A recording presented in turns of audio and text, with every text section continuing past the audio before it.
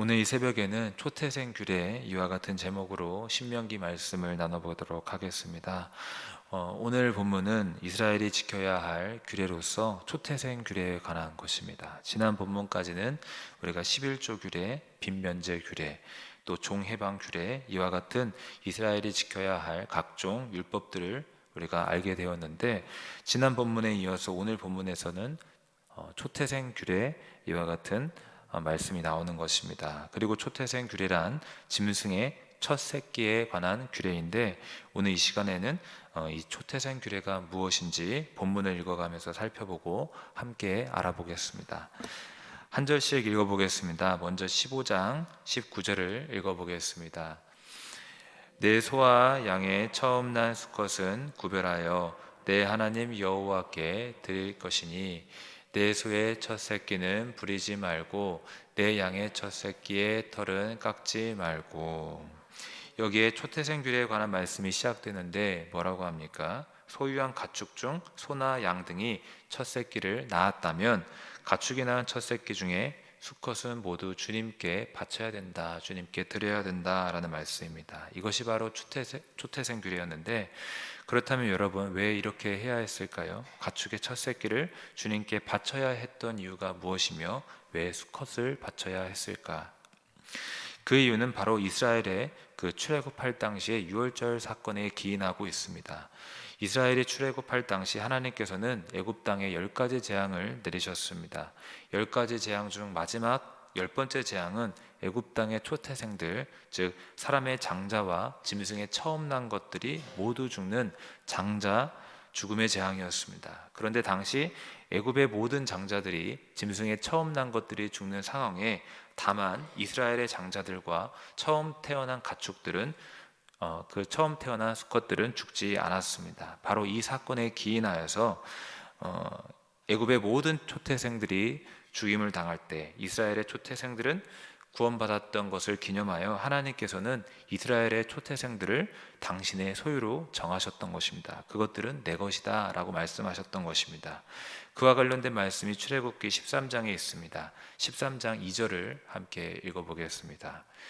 이스라엘 자손 중에서 사람이나 짐승을 막론하고 태에서 처음 난 모든 것은 다 거룩히 구별하여 내게 돌리라.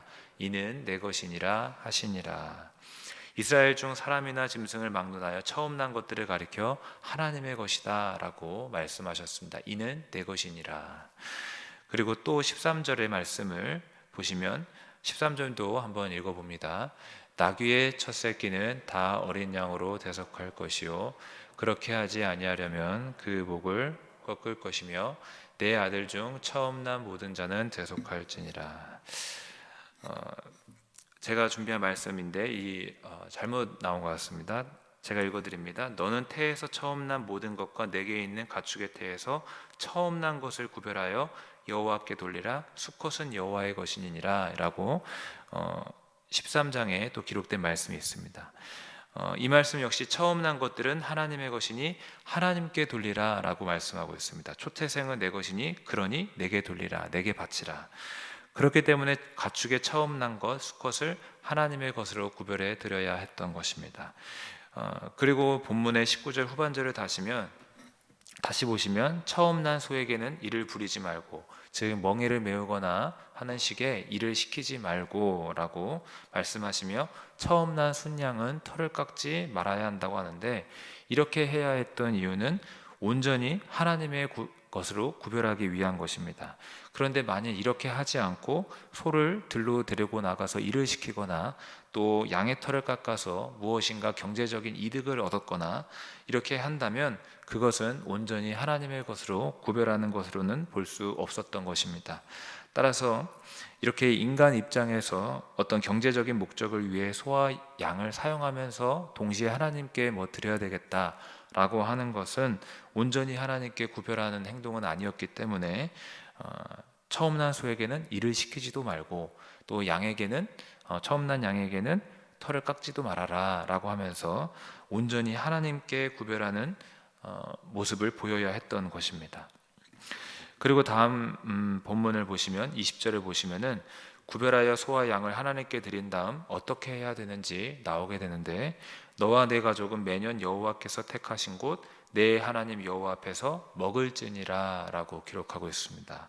매년, 즉 해마다 한 번씩 주의 성소를 끌고 가서 주의 제단에 화목제물로 바친 뒤 주 앞에서 가족과 함께 먹으라고 하는 말씀입니다. 그런데 다음 구절을 보시면 21절을 보시면 초태생을 구별함에 있어서 만일 가축에 흠이 있다면 그것을 하나님 앞에 드릴 수는 없다라고 말씀하고 있습니다. 21절을 함께 읽어보도록 하겠습니다. 그러나 그 짐승이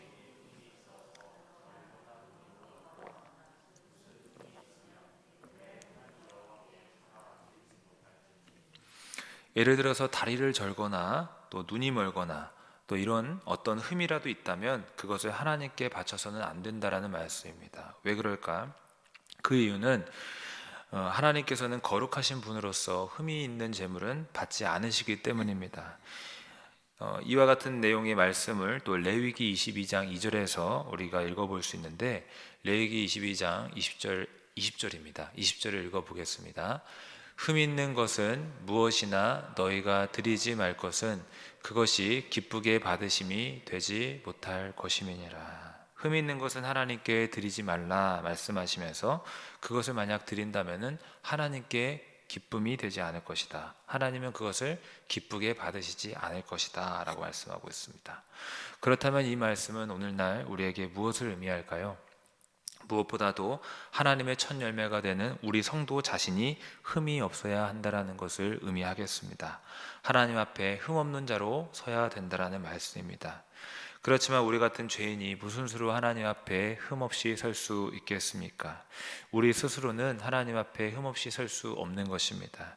우리 스스로는 허다한 죄와 허물을 스스로 깨끗게 할 수는 없다라는 것입니다. 그렇지만 우리가 흠없이 하나님 앞에 설 수 있는 길이 있습니다.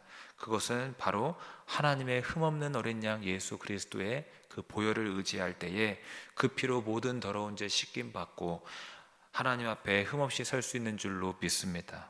그렇기 때문에 골로새서 1장 22절에도 보시면 예수님의 그 육체의 죽음을 통해 예수님의 그 보혈로 말미암아 흠없이 하나님 앞에 세움을 받을 수 있다라고 기록하고 있습니다. 골로새서 1장 22절의 말씀을 다 같이 읽어보도록 합니다.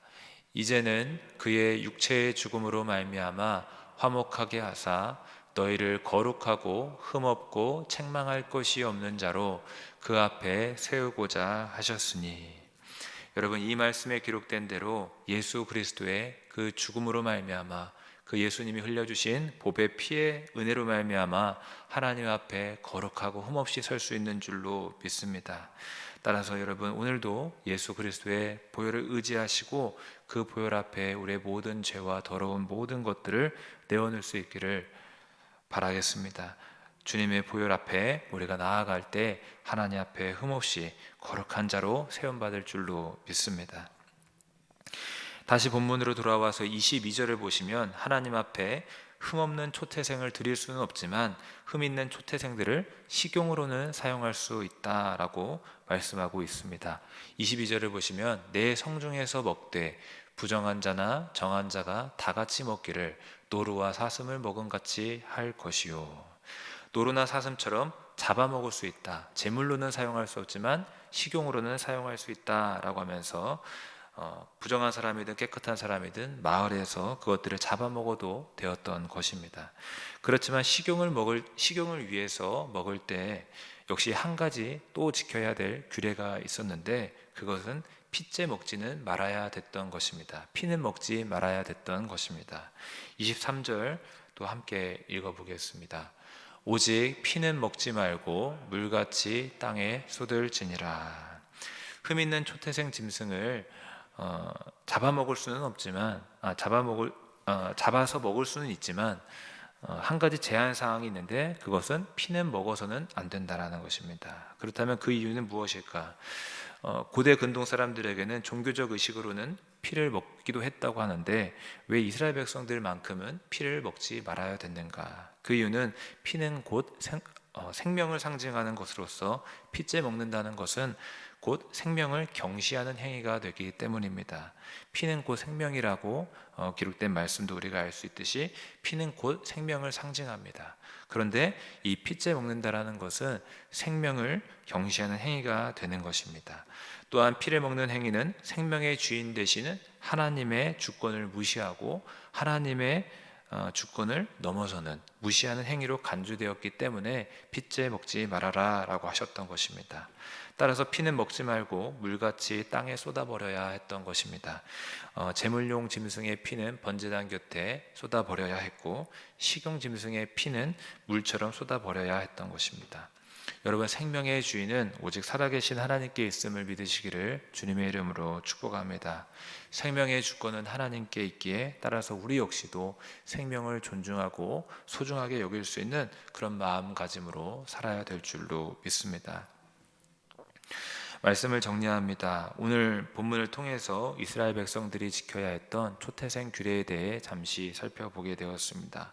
이 규례를 통해서 오늘날 우리가 깨닫는 바는 하나님의 것은 하나님께 구별해 드려야 한다라는 말씀입니다. 그리고 하나님의 첫 열매가 되는 또 하나님의 소유가 되는 우리 자신 역시 하나님 앞에 구별해 드려야 된다라는 것입니다. 그리고 하나님의 그 보좌 앞에 하나님 앞에 흠없이 서기 위해서는 오직 예수 그리스도의 보배로운 피를 의지해야만 한다라는 말씀입니다. 여러분, 이 말씀들을 깨닫고 하나님 앞에 우리의 생명을 구별해 드리는 귀한 신앙의 삶이 될 수 있기를 주님의 이름으로 축복합니다. 오늘도 하루의 첫 시간을 첫 것을 하나님 앞에 드리는 우리 귀한 성도님들에게 또 하나님 함께 하시고 또 우리의 기도를 반드시 들어주실 줄로 믿습니다. 기도하시겠습니다.